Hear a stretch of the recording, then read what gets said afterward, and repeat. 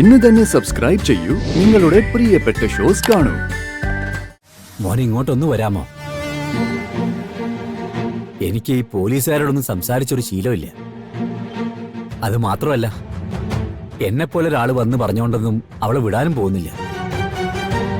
മോനെപ്പോലെ ഒരാൾ വന്ന് സംസാരിച്ച ഞാൻ വരില്ല അച്ഛാ. രണ്ടുപേരും ഒന്ന് നിന്നേ.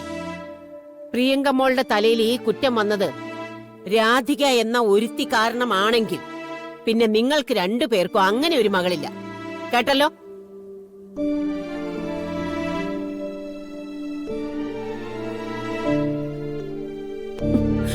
എന്റെ ദൈവമേ, എന്റെ മോൾക്കൊരാപത്തും വരല്ലേ. ഈ സംഭവത്തോടു കൂടി ആ രാധിക എന്നേക്കുമായിട്ട് ഇവിടുന്ന് പടിയിറങ്ങാൻ ഇടവരണേ.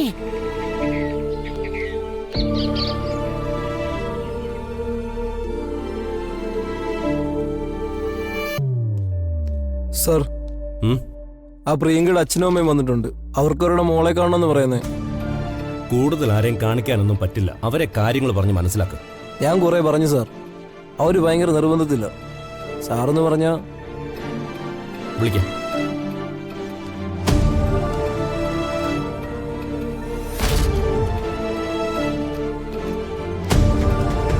തിരുമേനി വന്നോളൂ.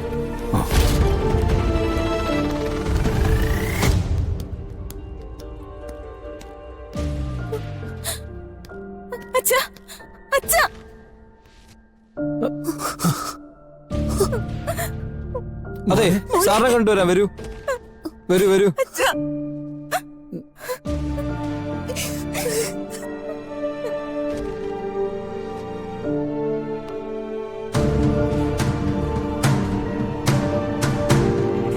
സാർ, ആ വരൂ.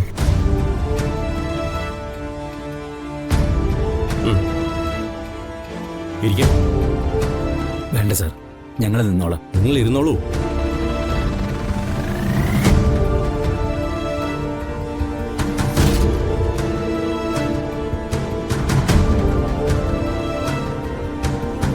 സാർ, ഞങ്ങൾക്ക് മോളെ ഒന്ന് കാണണം.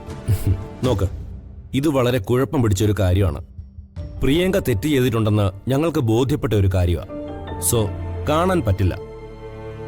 അങ്ങനെ പറയരുത് സർ. സാർ ഈ പറയുന്ന കുറ്റമൊന്നും അവള് ചെയ്തിട്ടില്ല.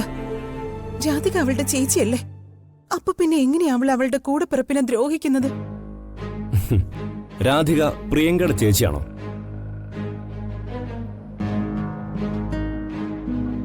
രാധിക നിങ്ങളുടെ കുട്ടിയാണോ? അല്ല സാർ, ഞങ്ങൾ എടുത്തു വളർത്തിയ കുട്ടിയാ. പക്ഷേ അങ്ങനെ ഒരു വ്യത്യാസം എന്റെ മക്കൾ തമ്മിലില്ല. ഞങ്ങൾ രണ്ടുപേരെയും ഒരുപോലെയാണ് കണ്ടിരിക്കുന്നത്. നിങ്ങൾ ഒരുപോലെ കണ്ടിരിക്കാം, പക്ഷേ പ്രിയങ്കയുടെ മനസ്സിൽ അതില്ല.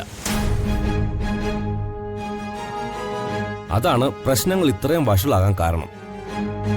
പ്രിയങ്ക ഇന്നോ നാളെയോ കോടതിയിൽ ഹാജരാക്കും. പിന്നീടുള്ള നിയമ നടപടികൾ അതിനെ തുടർന്ന് തീരുമാനിക്കും. സാർ, ഞാനൊരു ക്ഷേത്രത്തിലെ പൂജാരിയാണ്. അതുമായിട്ട് ബന്ധപ്പെട്ട ആളുകളെ മാത്രമേ എനിക്ക് പരിചയമുള്ളൂ. വേറെ ആരോടും ഞാൻ അപേക്ഷിക്കുന്നില്ല സാർ. ഒന്ന് അവളോട് കാര്യങ്ങൾ എന്താണെന്ന് ചോദിച്ചറിയാനെങ്കിലും. ഞാൻ വേറൊരു ബുദ്ധിമുട്ടും ഉണ്ടാക്കില്ല സർ.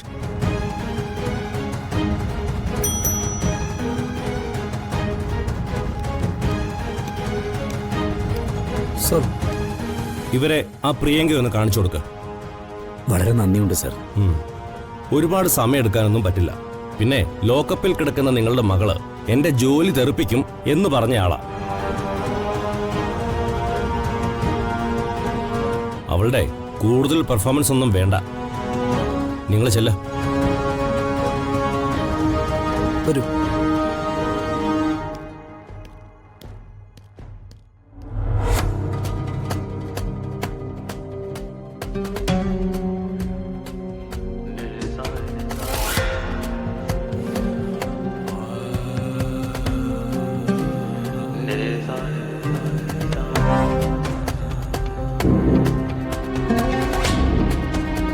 മോളെ, മോളെ,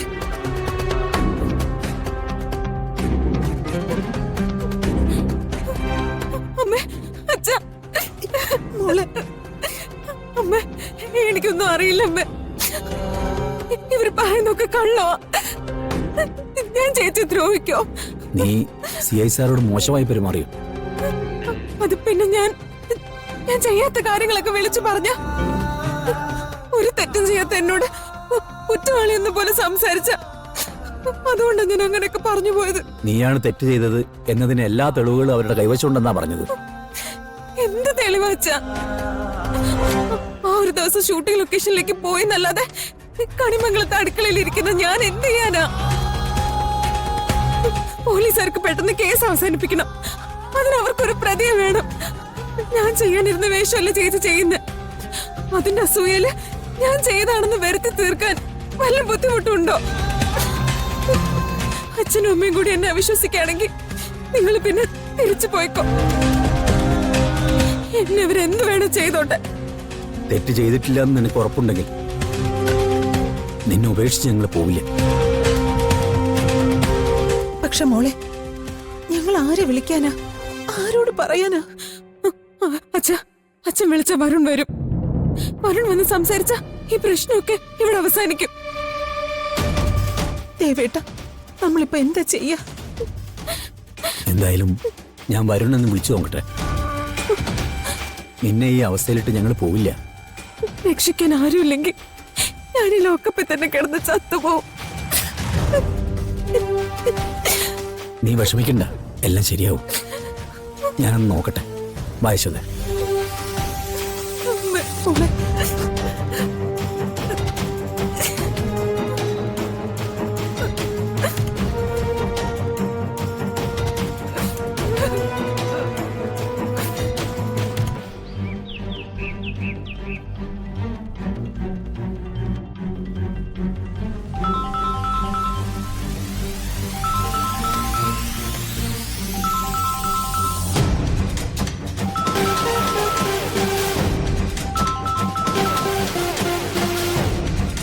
ഹലോ അച്ഛാ.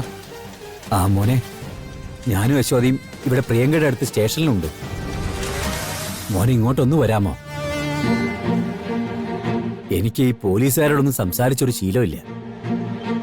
അത് മാത്രമല്ല, എന്നെപ്പോലെ ഒരാൾ വന്ന് പറഞ്ഞുകൊണ്ടൊന്നും അവളെ വിടാനും പോകുന്നില്ല. മോനെപ്പോലെ ഒരാൾ വന്ന് സംസാരിച്ച ഞാൻ വരില്ല അച്ഛാ. അച്ഛാ, അച്ഛന്റെ മോള് ചെയ്ത തെറ്റിന്റെ കാഠിന്യം എന്താണെന്ന് അച്ഛൻ അറിയില്ലേ? കൊല്ലാൻ നോക്കിയത് സ്വന്തം ചേച്ചിയല്ലേ? രാധികയെ പ്രിയങ്ക ഏതൊക്കെ വിധത്തിൽ എപ്പോഴൊക്കെ ദ്രോഹിച്ചിട്ടുണ്ടെന്നുള്ള കാര്യം അച്ഛൻ അറിയാവുന്നല്ലേ? ഉവ്വ്, അതൊക്കെ ശരിയാണ്. പക്ഷേ ഈ ഒരു അവസ്ഥയില് ഈ ഒരു അവസ്ഥ പ്രിയങ്ക സ്വയം ഉണ്ടാക്കി വെച്ചതല്ലേ അച്ഛാ? രാധികയെ കൊല്ലാനാ നോക്കിയത്. അതും ഷൂട്ടിംഗ് നടക്കുന്ന സ്ഥലത്ത് ആളുകൾക്ക് പണം കൊടുത്ത് കൊല്ലാനായിട്ട് ശ്രമിച്ചിരിക്കുന്നു.